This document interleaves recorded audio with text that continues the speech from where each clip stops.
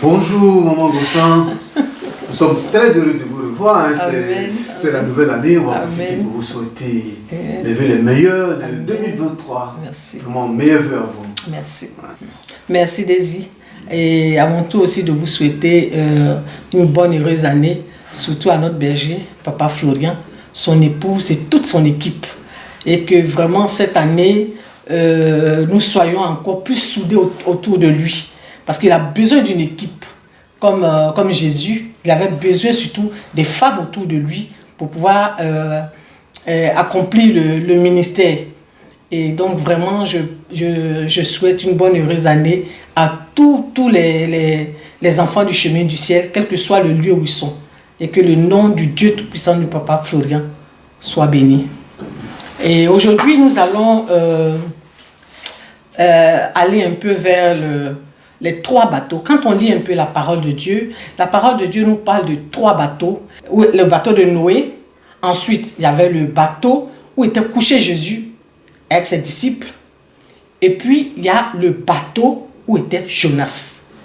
Mais nous allons aujourd'hui voir le côté du bateau où était Jonas. Vous savez, la parole de Dieu nous parle de Jonas dans le bateau.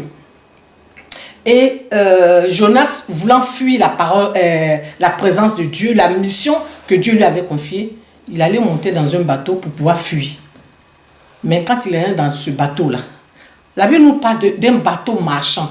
Ça dit que les navires marchands là, sont des bateaux qui transportent les conteneurs, la marchandise. Donc ça veut dire que c'était un bateau où il y avait beaucoup d'hommes d'affaires.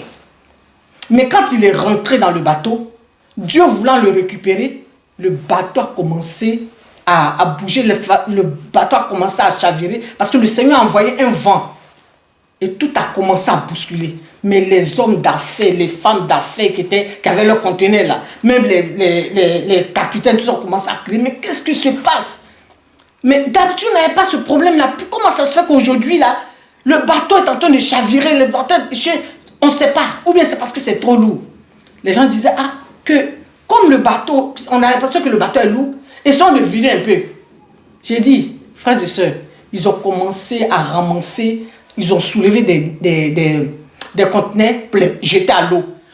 Tout ça pour rendre un peu le bateau léger, croyant que c'était à cause des conteneurs. Mais ils se sont rendus compte que ce n'était pas les conteneurs, parce que pratiquement, ils ont pratiquement vidé une bonne partie. Mais il y a les vagues là, cognaient toujours. Et qu'est-ce que Jonas fait?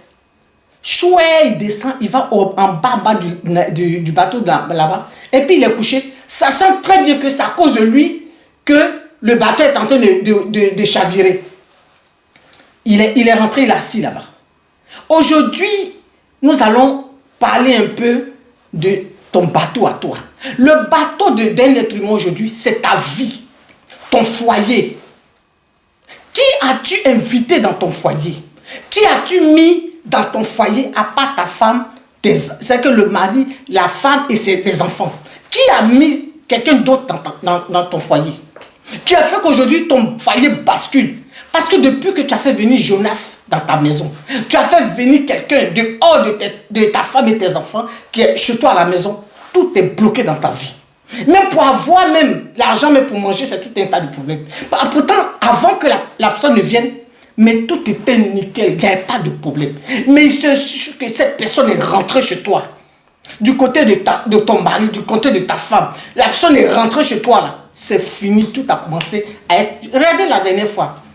Quand on a suivi un peu le témoignage du jeune qui fatiguait ses parents. Le jeune sorcier qui fatiguait ses parents. Il a dit que c'est lui qui a bloqué les finances de son papa. Il a gaspillé.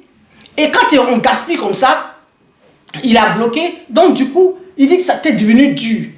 Même pour avoir mangé à la maison, c'est pas là. Il dit qu'il était assis là. Il savait très bien que c'était lui. Hein, mais il n'agissait pas.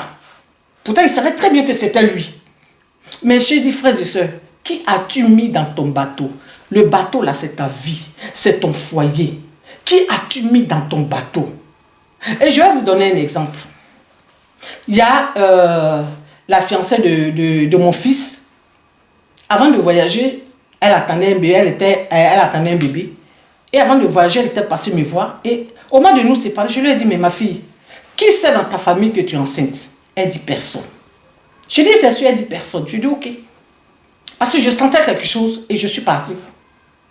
Un mois après, même pas 3 semaines, quelque chose comme ça, après on m'appelle, il m'appelle pour me dire, oui, on dit l'enfant est mort dans son ventre. Et que si on a l'enfant depuis un mois est mort dans le ventre. Quand elle avait 5 mois de grossesse. Et moi, je suis partie de là, ça faisait aussi un mois. Et mais maintenant, après avoir fini à l'hôpital, tout ça, quelques jours après, je l'appelle. Je lui ai dit, mais tu me parles de quelque chose, tu m'avais parlé que je n'ai pas bien compris. Tu dis, tu as fait venir ta petite soeur. Avant de partir, je ne t'ai pas demandé qui était au courant que tu étais chose. Tu allais chercher ta petite soeur pour mettre chez toi. Tu m'avais dit, elle dit non. Et au chemin du ciel ici, vous avez vu que c'est la petite soeur qui dit que quand elle est arrivée, elle a tué le bébé qui était dans le ventre de sa grande soeur. Mais qui as-tu mis dans ta maison? Est-ce que tu connais la mentalité de cette personne? Aujourd'hui, nous connaissons, nous les chrétiens, c'est nous qui connaissons la pitié. Les gens à l'extérieur, ils font pitié. Mais tu ne connais pas, tu ne sais pas ce qu'ils sont en réalité.